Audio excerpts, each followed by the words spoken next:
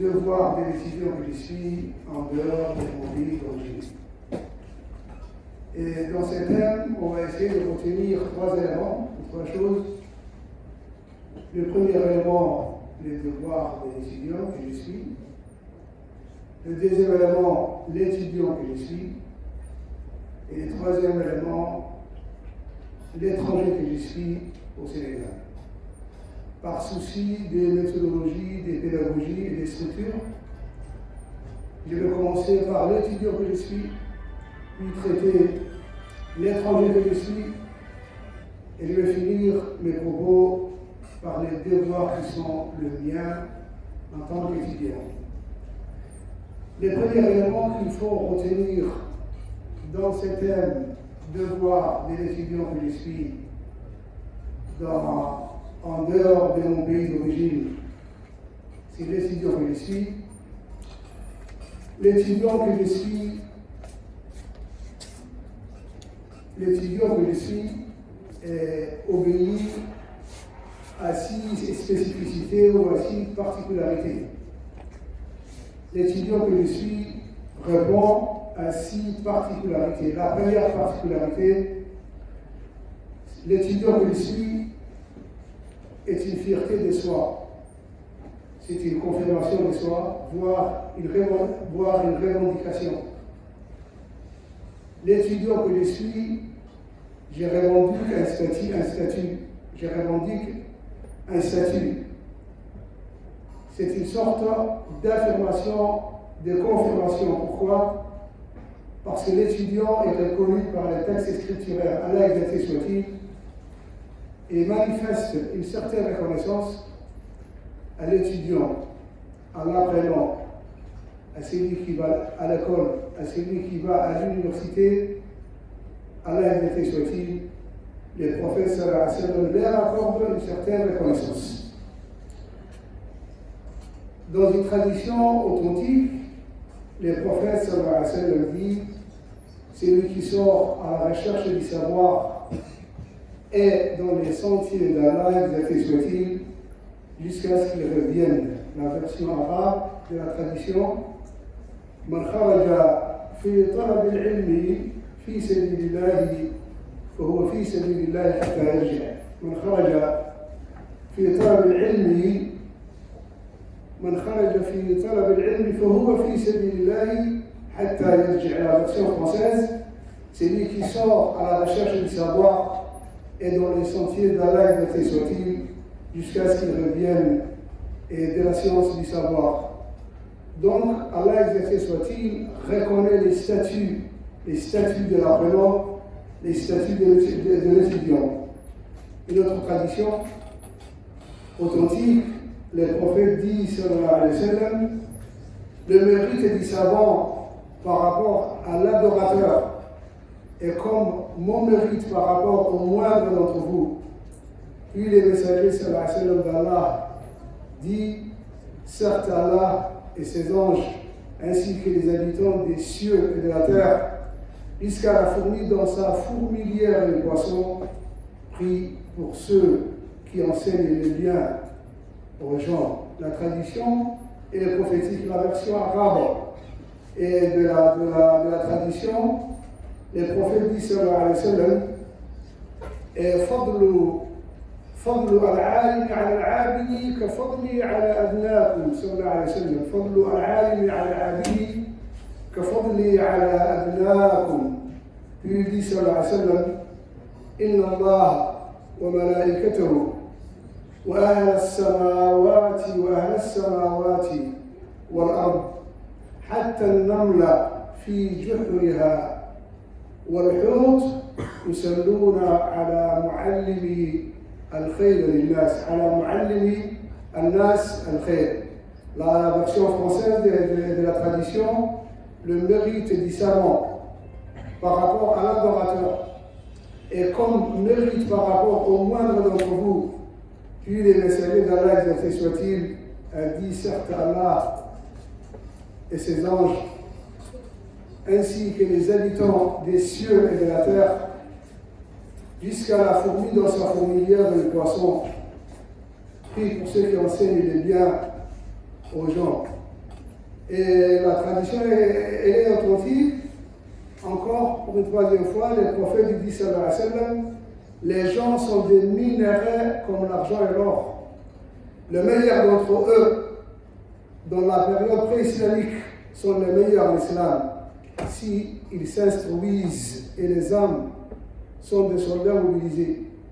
Celles qui se reconnaissent s'accordent et celles qui se relient se séparent. Sallallahu alayhi wa sallam. La version arabe de la tradition, les prophètes disent sallallahu alayhi wa sallam, An-nas ma'adin كمعادن الذهب والفضة صلى الله عليه وسلم الناس معادن كمعادن الذهب والفضة les meilleurs d'entre eux خيارهم في الجاهلية خيارهم في الإسلام إذا فقهوا et c'est là et l'importance de l'authentique réside ici. Les prophètes disent sallallahu alayhi wa sallam خياركم في الجاهلية خياركم في الإسلام إذا فقهوا s'ils s'instruisent et les âmes sont des soldats mobilisés. الأرواح جنود مجندة الأرواح جنود مجندة celles qui se reconnaissent et s'accordent et ceux qui se relient se séparent sallallahu alayhi wa sallam.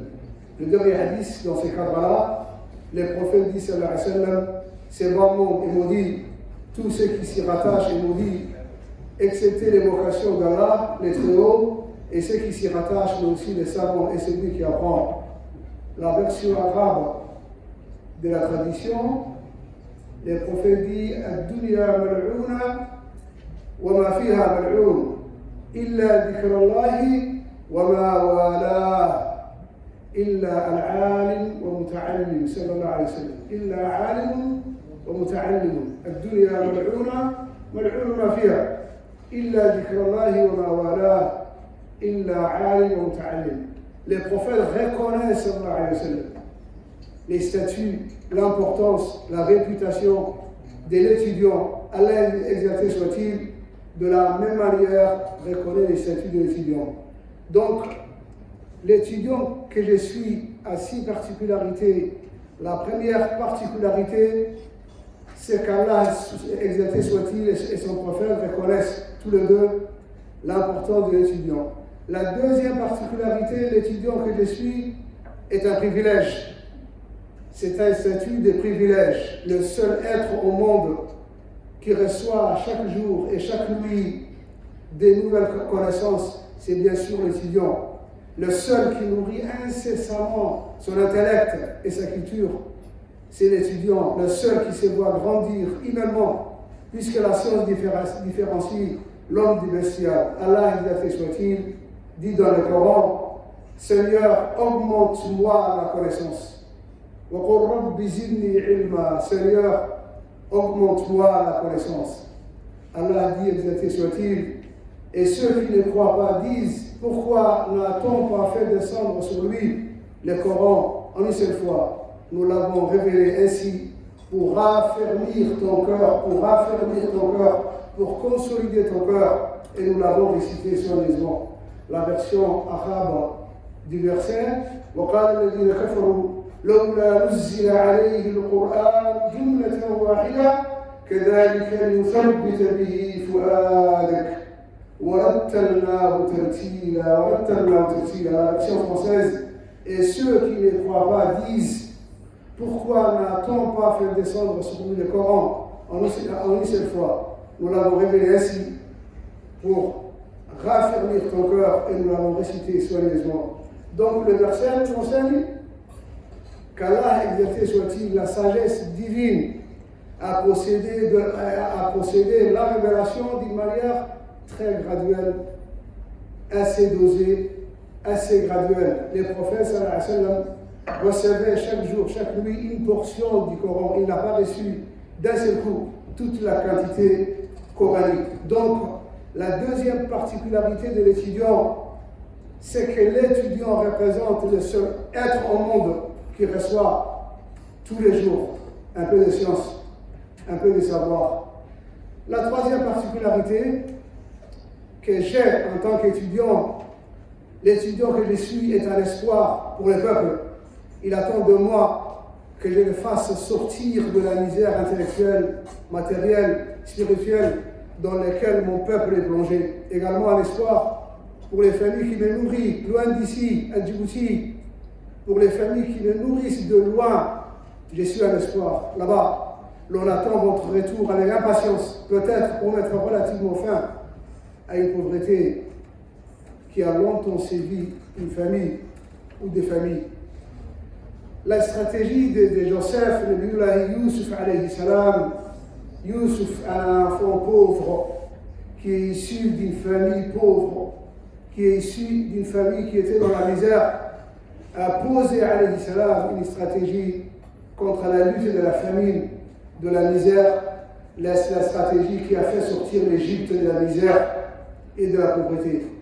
Fi Surat Youssouf, Allah exalté soit-il, dans la version française, il dit: ô toi, Joseph, le véridique, éclaire-nous au sujet de cette vache grasse que mangent 7 très maigres et 7 épis fruits, fleurs sur la tige, verts et autant d'autres secs, afin que je retourne aux gens et qu'ils sachent l'interprétation exacte du rêve.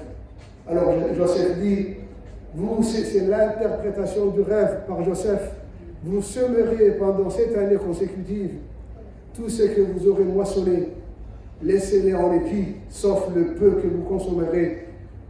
Viendront ensuite 7 années de disettes qui consommeront tout ce que vous avez amassé pour elles, sauf le peu que vous aurez réservé comme sémence. Puis viendra, après cela, une année où les gens seront secourus par la pluie et iront au pressoir. Il y a une famille, une misère en Égypte. Le roi de l'Égypte a fait un rêve. Il a beau chercher quelqu'un qui interprète ce rêve, il n'a pas pu le trouver, cette personne. Le roi s'est souvenu des 2 prisonniers qui étaient en prison avec Joseph. Un était assassiné, suicidé. Il y a l'autre qui reste vivant. Le roi appelle l'autre. L'autre dit: je me souviens d'un homme qui arrive facilement à interpréter ce rêve. Donc il s'est souvenu de Joseph de Youssouf alayhi salam. Il est très vite allé à la prison, retrouver Youssouf. Il dicte le rêve à Youssouf, à Joseph. Et dans ces versets-là, Youssouf alayhi salam essaie d'interpréter le rêve du roi de l'Égypte. Donc le roi, qu'est-ce qu'il voit? 7 vaches grasses, grosses, volumineuses. Et 7 autres vaches mourantes et maigres. Le roi voit quoi? Il voit 7 vaches, 7 vaches et mourantes qui mangent, qui se servent de 7 vaches grosses et grasses. Donc, Joseph alayhi salam lit ce rêve-là, il interprète ce rêve-là, il dit alayhi salam, et l'envoyé du roi dit: ô toi Joseph, le véridique, éclaire-nous au sujet de 7 vaches grasses qui mangent 7 très maigres et 7 épis verts et d'autres secs, afin que je retourne aux gens et qu'ils sachent l'interprétation exacte du rêve. Youssouf alayhi salam dit: vous sèmerez pendant 7 années consécutives tout ce que vous aurez moissonné. Laissez-les en épis, c'est-à-dire mettez ça en réserve, dans les stocks, dans les caves, sauf le peu que vous consommerez. Consommez un peu et laissez le reste en réserve. Viendront ensuite 7 années de disettes, de misère et de famine qui consommeront tout ce que vous aurez amassé pour elles, sauf le peu que vous aurez réservé. Puis il viendra, après cela, une année où les gens seront secourus et iront au pressoir. Youssouf alayhi salam, les ulémas, les exégètes disent que Joseph a posé ici une stratégie et de 15 ans.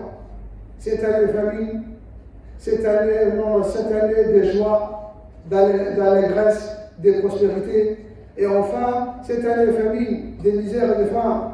Il a ajouté une 15e année, il a dit: puis viendra après cela une année où les gens seront secourus et iront au pressoir.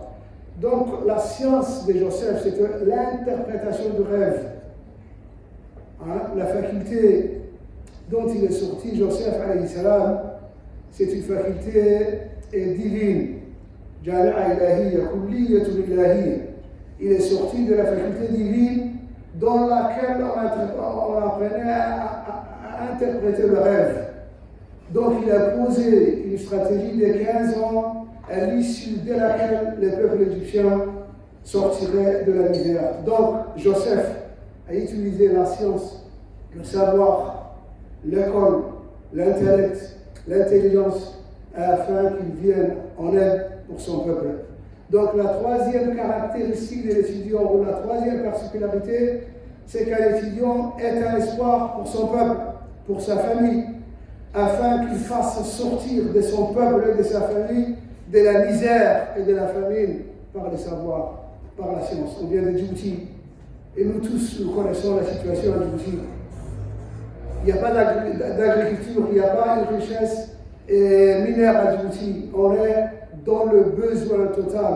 Donc, vos familles, votre peuple attend votre science, votre savoir, afin que vous puissiez faire sortir votre peuple et de la famine et de la misère. Quatrième caractéristique ou particularité de l'étudiant que je suis, c'est un espoir, aussi un rempart contre l'illettrisme qui sévit notre contrée, qui sévit aussi une grande partie du monde. En fait, l'étudiant symbolise la personne la mieux et la plus armée contre l'armée la plus redoutable, en l'occurrence l'ignorance. L'étudiant que je suis, c'est la personne la mieux et la plus armée contre la meilleure, contre l'ennemi les plus armés au monde, à savoir l'ignorance. À cet égard, l'étudiant devient un combattant dans les sentiers d'Allah, exalté soit-il. C'est un mujahid. L'étudiant ici, quatrième particularité, il devient un mujahid, un combattant dans les sentiers d'Allah, exalté soit-il. Tout le monde connaît la lutte, le combat raconté par le Coran entre Goliath d'un côté, qui représente la force brutale, la force brute, l'ignorance jeune, et de l'autre côté, David alayhi salam, le Mullah Daoud, qui symbolise, qui représente la science, le savoir, la sagesse et les raisonnements. Daoud alayhi salam, Allah dit, exalté soit-il, fait sur la vache, il les mit en déroute par la grâce d'Allah, exalté soit-il. Et David tua Goliath, et Allah lui donna la royauté et la sagesse, et il lui enseigna ce qu'il voulut. Et si Allah ne neutralisait pas une partie des hommes par une autre, la terre serait certainement corrompue. Mais Allah est détenteur de la faveur pour le monde. La version arabe du verset وَقَتَلَ دَاوُودُ جَالُوتَ وَآتَاهُ اللَّهُ الْمُلْكَ وَالْحِكْمَةَ وَعَلَّمَهُ مِمَّا يَشَاءُ ولولا دفع الله الناس بعدهم ببعض لفسدت الأرض ولكن الله ذو فضل على العالمين. La version française, il les mit en déroute. Daoud alayhi salam mit en déroute l'armée de Goliath. La Goliath, c'est l'ignorance. Et David alayhi salam, c'est le savoir, c'est la science, la raison, le rationnel, l'intellect. Donc l'ignorance contre la science. Il est mis en déroute par la grâce d'Allah, exalté soit-il, et David tua Goliath. Et Allah lui donna la royauté et la sagesse. Il donna la royauté et la sagesse à Daoud alayhi salam et lui enseigna ce qu'il voulut. Et si Allah ne neutralisait pas une partie des hommes par une autre, la terre serait certainement corrompue. Mais Allah est détenteur de la faveur pour le monde. Cinquième particularité de l'étudiant que je suis. Je suis un étudiant. J'ai 6 particularités. La cinquième, l'étudiant que je suis est en partie une solution à nos problèmes qui gangrènent notre société contre le tribalisme, le communautarisme, le repli sur soi, l'égoïsme, l'égocentrisme. Contre tout ça, le seul espoir est l'universitaire qui reste ouvert à l'autre, avec un esprit tolérant, ayant la capacité d'accepter la contradiction et l'opinion contraire. Seul Un éclairé peut rassembler les membres de sa communauté en faisant du dialogue et du débat une méthode, un comportement, voire une tradition. Un comportement, voire une tradition. Je ne cesse de se référer, je ne cesse dans mes interventions de se référer à un grand homme, un Américain de souche, un mathématicien, un docteur en maths, quelqu'un qui s'est converti à l'islam depuis 1981. Il a un bel ouvrage, un très bel ouvrage intitulé « Même les anges interrogent » dans cet ouvrage écrit par Jeffrey Lang, un mathématicien de réputation aux États-Unis, un contemporain, il vit toujours aux États-Unis, docteur en maths en 1980, s'est converti à l'islam en 1981 dans cet ouvrage. Et même les anges interrogent. Il parle de la qualité de l'islam de tolérer le débat, l'ouverture à l'autre, sur l'autre, le fait de s'accepter, de se tolérer, quelle que soit la différence de couleur, quelle que soit la différence de langue, quelquefois la différence de la géographie, quelle que soit la différence culturelle. L'islam nous incite que chacun accepte l'autre, que la femme accepte l'autre, que l'homme accepte l'autre. Essayez de lire ces livres-là, très intéressant, très intéressant. في سورة البقرة الله عز وجل dit وإذ قال ربك للملائكة إني جاعل في الأرض خليفة قال وتجعل فيها من يفسد فيها ويسفك الدماء ونحن نسبح بحمدك. Jeffrey Lang s'inspire de ces versets-là. Il s'inspire de ces versets-là, d'où l'intitulé de son ouvrage حتى الملائكة تسأل. Donc, la cinquième particularité, c'est le fait que l'étudiant fait appel à son raisonnement, à la tolérance, à l'acceptation. Et nous, à Djibouti, on a un problème tribal. Presque tout le monde est tribalisé, tout le monde est communautarisé. Il y a des secteurs, on est sectaire. Il m'est très difficile d'accepter l'autre parce qu'il appartient à telle tribu ou à telle communauté. Vous, en tant qu'étudiant, vous êtes l'espoir de la nation djiboutienne ou de la nation de la communauté mondiale. La dernière particularité, l'étudiant que je suis est une entité à travers laquelle l'on imagine une société idéale où tout un chacun agit en connaisseur. En effet, beaucoup d'entre les citoyens n'ayant jamais eu le goût à l'école se voient représentés par cet illuminé qu'est l'étudiant. Effectivement, ce sont des étudiants par procuration. Il y a beaucoup de Djiboutiens qui restent à Djibouti et qui voient la science, les mérites de la science et du savoir à travers vous, à travers l'étudiant. Combien de fois entendez-vous à Djibouti: ah, mon Dieu, si j'étais diplômé comme lui ou comme elle, ah, mon Dieu, si j'avais un master 2, une licence ou un doctorat, comme elle ou comme lui. Il y a des gens à Djibouti qui vivent la science et le savoir à travers vous. Il y a des gens qui rêvent, vos parents par exemple, vos familles, votre voisinage.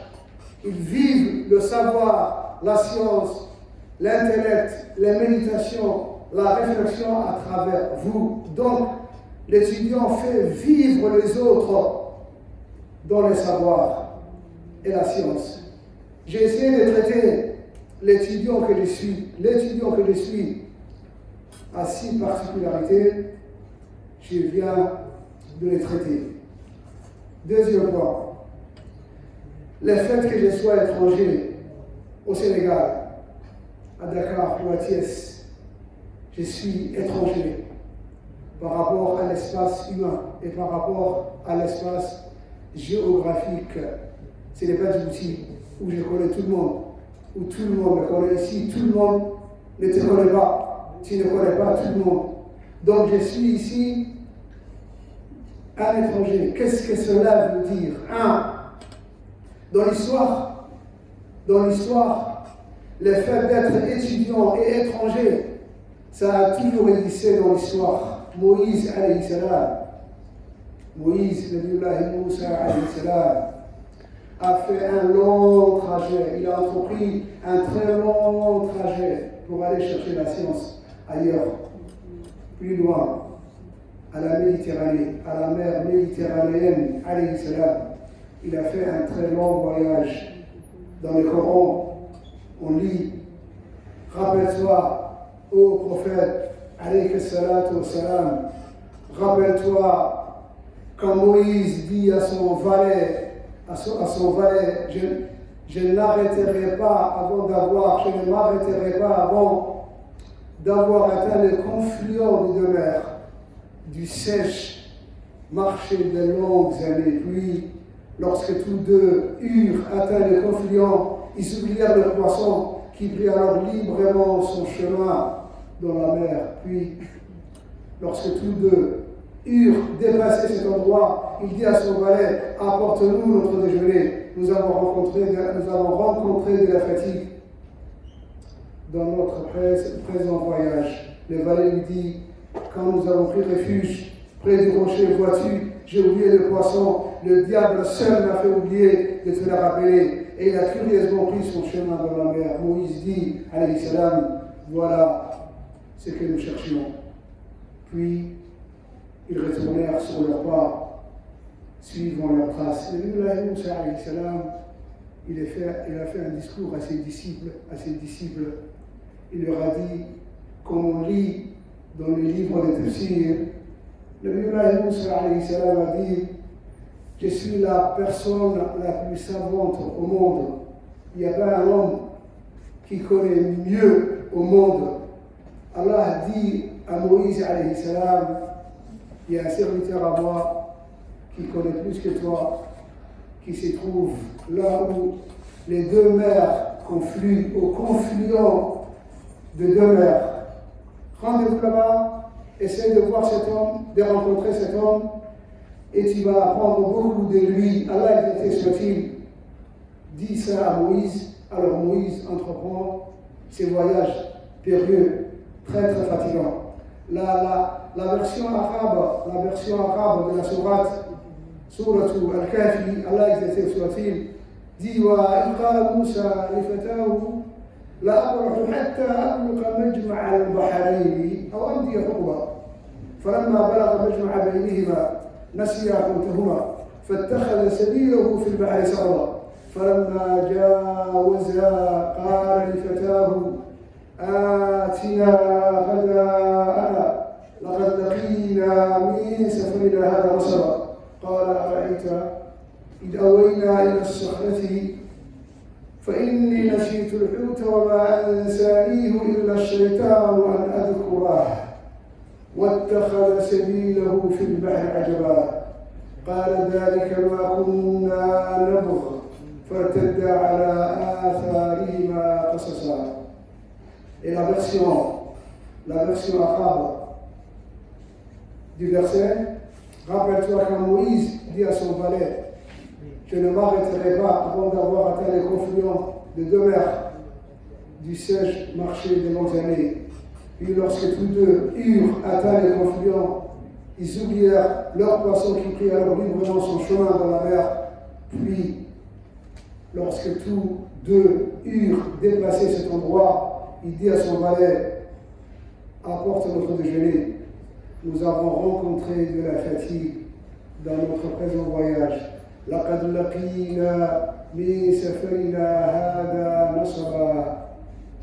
Donc, le fait que je suis étranger au Sénégal, le fait que j'ai pris un avion, le fait que j'ai dépensé pour venir ici et que je dépense toujours pour acquérir toujours des connaissances, du savoir, c'est propre à l'étudiant étranger. C'est quelque chose qui est propre à l'étudiant étranger. C'était propre aussi à Moïse, alayhi salam.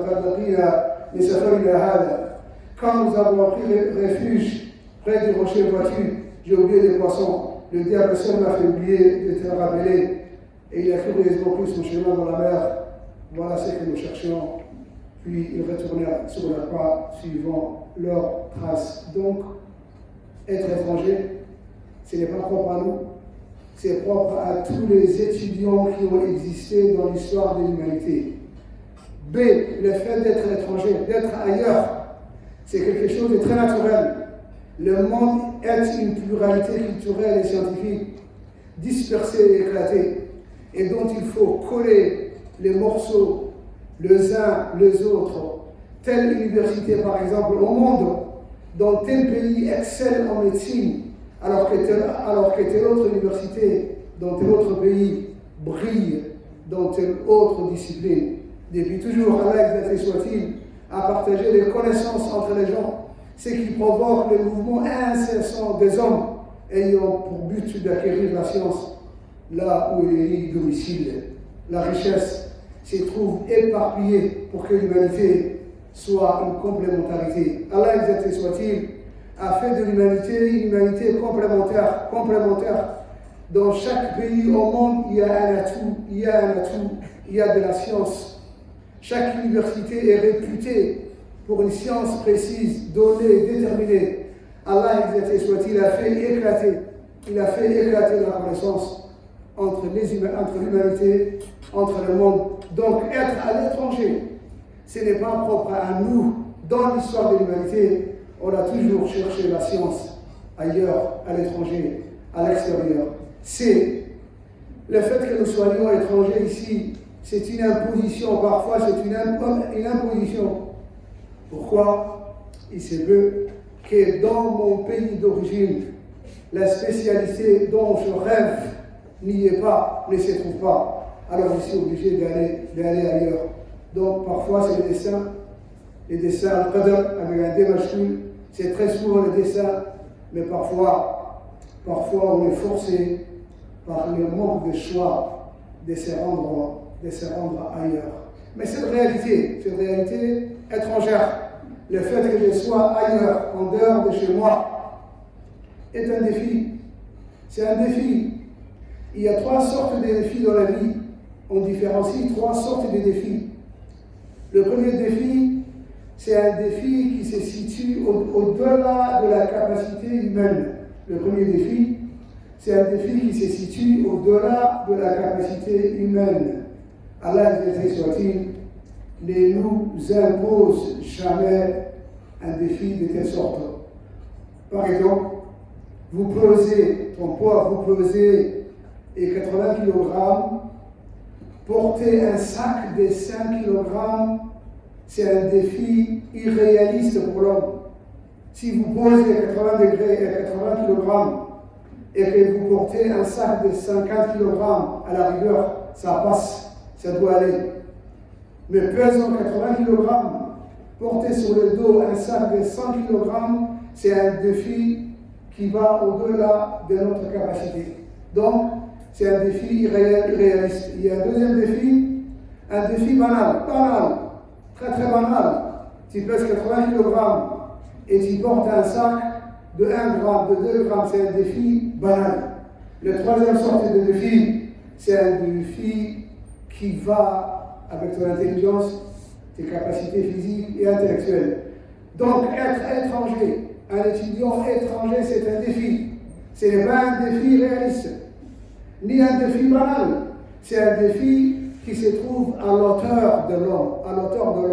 Car vous voyez aujourd'hui au Sénégal, à Dakar, dans cette université ou ailleurs, une autre université à Dakar, vous arrivez à étudier, vous arrivez à vaincre votre faiblesse tous les jours. Il y a un obstacle devant vous, vous arrivez à vaincre cet obstacle et à réussir vos études. Donc, le fait d'être à l'étranger, c'est un défi, mais c'est un défi faisable. C'est une gageure, c'est une difficulté, mais c'est une difficulté faisable. C'est encore un défi. Pourquoi il y a la nostalgie? Le fait que je sois un étudiant étranger, ça donne toujours de la nostalgie. Ah, si j'étais chez ma maman, si je me trouvais dans le bras de ma belle maman, ah, si si j'avais la sueur de mon père, mon chéri Baba. Donc il y a toujours le fait de rentrer au pays, il y a toujours la nostalgie. L'étranger, l'étudiant étranger a toujours de la nostalgie des prophètes. Sallallahu alayhi wa sallam, il était né à la Mecque. Là, أقسم بهذا البلد وأنت حل بهذا البلد. J'ai jure par cette terre. وأنت حل بهذا البلد. Oh prophète, tu es né sur cette terre, c'est-à-dire la Mecque. وأنت حل بهذا البلد. Le prophète sallallahu alayhi wa sallam, il aimait très fortement la Mecque. C'était son pays natal, alayhi salatu wa sallam.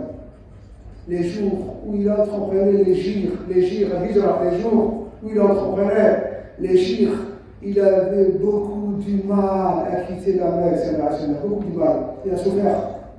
C'était dans la souffrance qu'il a quitté la Mecque, dans la souffrance.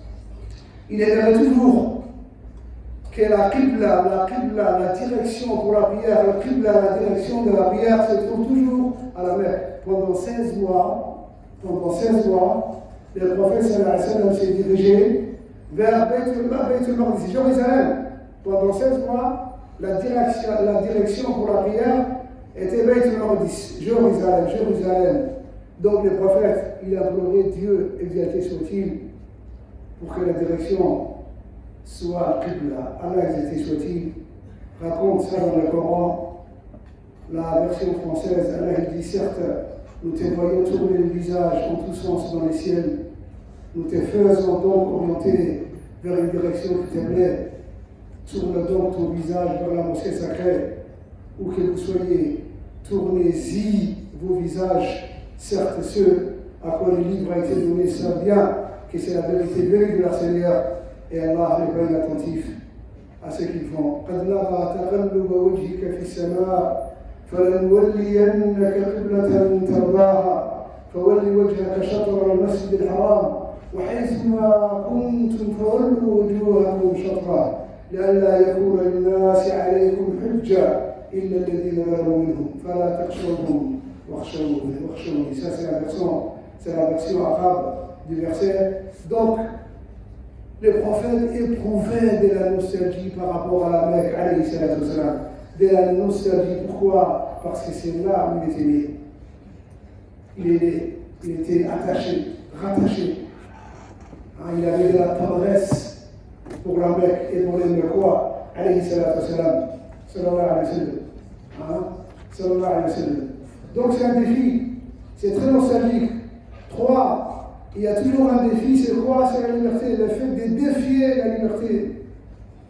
Ici, lorsque la liberté d'un seul coup devient absolue, lorsque tu ne vois ni père, ni mère, ni frère, ni soeur, ni voisinage, ni connaissance, au Sénégal, à Dakar, à Thiès ou ailleurs, dans un village, au fin fond du Sénégal, lorsque tu as une liberté absolue, intégrale, tu fais de ta vie ce que tu veux. Tu fais de ta vie ce que tu veux. Certains se perdent dans la dépravation, dans la perversion. Certains se perdent, certaines se perdent dans la drogue, dans la consommation de la drogue. Certains et certaines se perdent dans le sommeil, dans le fait de faire des nuits blanches, entièrement blanches, et de faire la grasse matinée tout au long de la journée. Il y a un bel ouvrage, un très bel ouvrage, je ne cesse de citer dans la conférence. L'auteur, c'est un Sénégalais, vous le connaissez, Amidou Kane. Amidou Kane, c'était un Sénégalais, un imminent.